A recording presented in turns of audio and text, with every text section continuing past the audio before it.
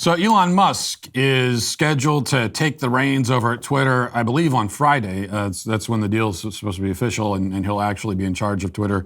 The left obviously is panicking over it, and they're panicking because we know they rely so much on suppressing speech, and that is all in service to kind of this pretending that there is a consensus on an issue when there really isn't. As some people have called it on Twitter, manufacturing a consensus. That's the great value that Twitter has for the left, and that all social media does, and that big tech has for them, is by pretending, by putting their own views out there and creating an environment where it seems like everyone agrees with their position when really they don't. And that can be a very convincing thing to people when we spend so much time on social media, and there's one point of view that you see everywhere you turn, and another point of view, which might be your own, which you don't see represented at all, trick you into believing that, you must be very much in the minority, and if you're in the minority, you must be wrong. But they manufacture this by suppressing all other opinions. Now they're afraid that's going to go out the window. So Elon Musk showed up to Twitter headquarters yesterday. He posted a quick video showing him carrying a sink into the building. Here's that video. You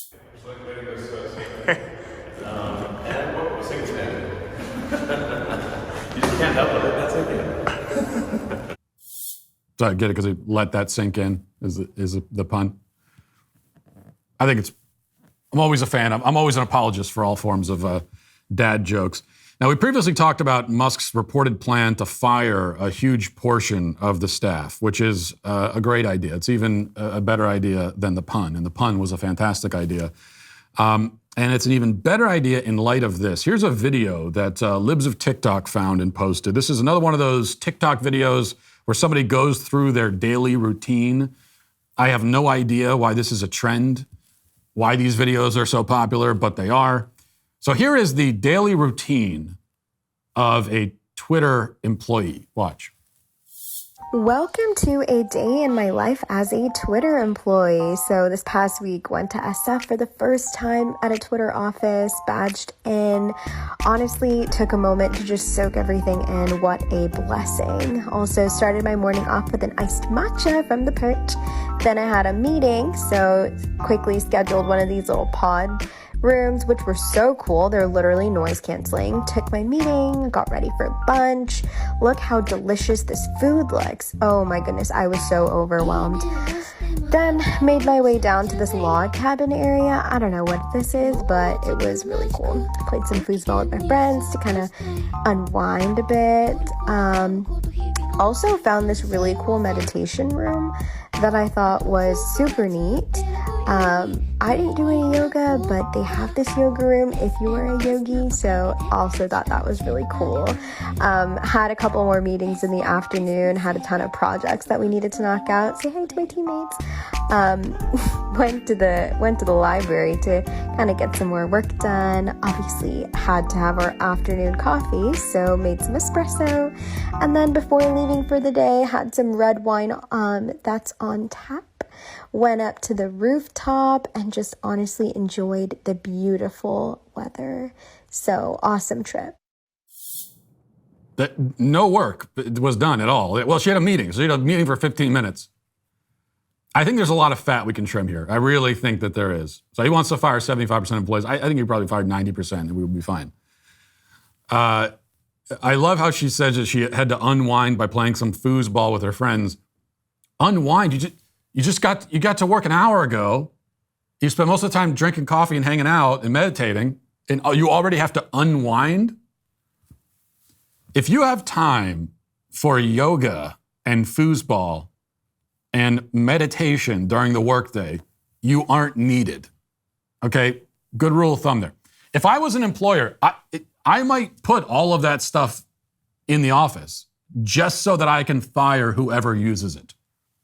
It gives people an opportunity to sort of tell on themselves. I think it's actually a brilliant idea, the more that I think about this. It's really not a bad idea. Have a swimming pool, have a hot tub, have a water park, have lounge chairs and reading material and all that kind of stuff. Have a room that says like it's the Netflix room, and you can just sit there and browse Netflix and watch Netflix movies. And anyone caught using any of that is fired automatically. I'm half joking. Well, I'm not really joking at all. I would do that. But the point is that if you don't want to be fired, if you want to have job security, and this is not just a lesson for Twitter employees, it's for everybody, you have to make yourself irreplaceable. As irreplaceable as possible. I mean, the reality is that nobody is totally irreplaceable, but your value to your employer increases with the degree of your irreplaceability, okay? If they can find just anyone off the street to do your job, then you have almost no value as an employee, sadly. That's the reality of it. Might not be nice to think about it, but it is. If they can find anyone else, if they can pull anybody else in and have them do it, then you just don't have a lot of value. Now, if they would have extreme difficulty finding someone who can bring what you bring to the table, then you have immense value, which means you have bargaining power and you have leverage.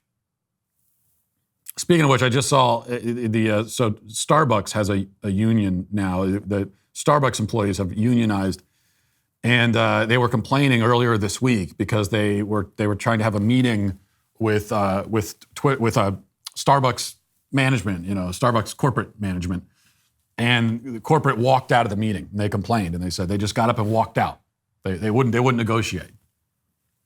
Well, this again goes back to you have to have leverage, you have to have bargaining power, and if you work at Starbucks, for example, there are a lot of people who can do that. And so you just don't have a lot of leverage.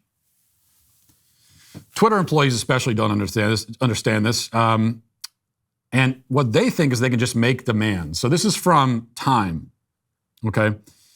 Time magazine has this. Employees at Twitter are circulating an open letter protesting Elon Musk's plan to fire as much as 75% of the company's workforce as the deadline for him to complete his $44 billion acquisition of the company looms. Time has learned. Musk must complete the acquisition by Friday or face the resumption of a lawsuit in Delaware court.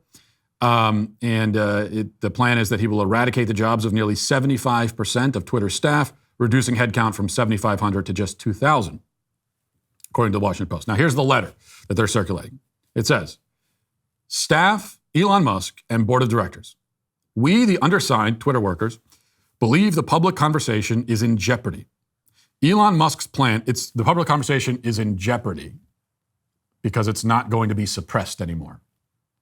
The public conversation is in jeopardy when more people are allowed to participate in it. It's very similar to how we're going to face the end of democracy if too many Republicans participate in it and vote for Republicans. That's the end of democracy. So it's the end of the public conversation if there are too many people involved in the conversation. Elon Musk's plan to lay off 75% of Twitter workers will hurt Twitter's ability to serve the public conversation. A threat of this magnitude is reckless, undermines our users' and customers' trust in our platform, and is a transparent act of worker intimidation. Twitter has significant effects on societies and communities across the globe. As we speak, Twitter is helping to uplift independent journalism in Ukraine and Iran, as well as powering social movements around the world. A threat to workers at Twitter is a threat to Twitter's future. These threats have an impact on us as workers and demonstrate a fundamental disconnect with the realities of operating Twitter. They threaten our livelihoods, access to essential healthcare, and the ability for visa holders to stay in the country they work in. We cannot do our work in an environment of constant harassment and threats. Without our work, there is no Twitter. Well, yeah, but the point is that many of you don't need to do your work anymore because you're going to be fired. So I don't even understand. If you fire us, we will not be able to do our work at Twitter. Well, yeah, that's the whole point. You're not needed.